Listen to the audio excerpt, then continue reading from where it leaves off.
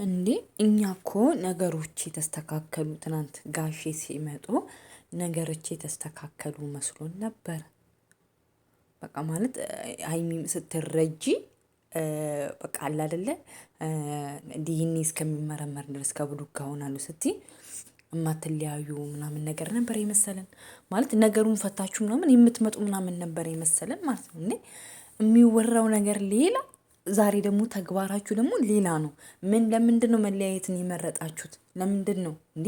ትናንት ሁሉን ነገር ጋሼ አስረድተውሽ ነግረውሽ የበለጠ ደግሞ ያለውን ነገር ተረጋግተን እናወራለን ምናምን ተባብለው ተመልሶ ወደዛ ወደ ኋላ እንዴ!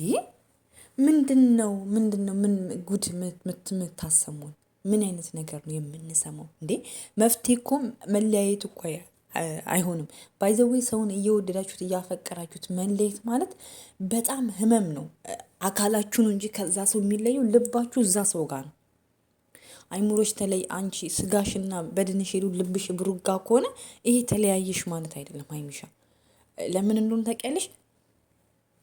ጉዳት ነው፣ ለአንቺ ጉዳት ነው። ግን ይሄ አይደለም መፍትሄ ማለት።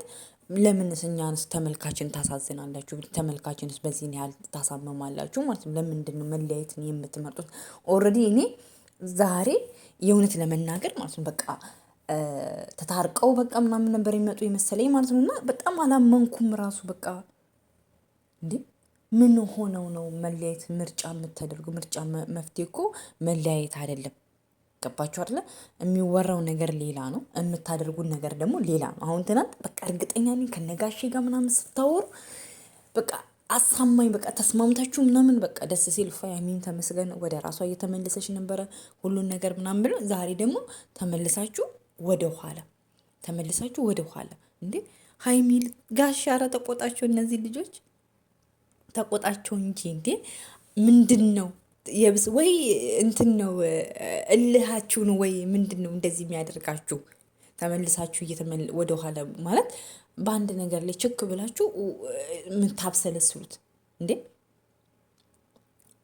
ኦኬ ትናንት የተወሰነ እኔ እኮ ብለሻል፣ ደስ ያለኝ ነገር ማለት ነው መድኃኒት ምናምን አድርጋበን ምናምን ብሎ ሲያወራ ሀብትሽ በቃ ለዛውም ሀብትሽ ያለኝ ነገር ግራ እያጠራጠረኝ ነው ምናምን ስትይ እኮ ብሩክን እያመንሹ ምናምን እየመሰለን ነበረ ማለት ነው። ይሄ ጭራሽ መለያየትን ለምን ታስባላችሁ? መለያየትንም ካሰባችሁማ ለነገ ለፈተናችሁ እኮ ዋጋ አትከፍሉም ማለት ነው እንዴ። ያጋጥማል። ጋሺም እንዳሉሽ ደግሞ አንቺ ማንም ሰው መጣ ብሎ አረገዘ ካለሽ ትቀበያለሽ ወይ? ለምንድን ነው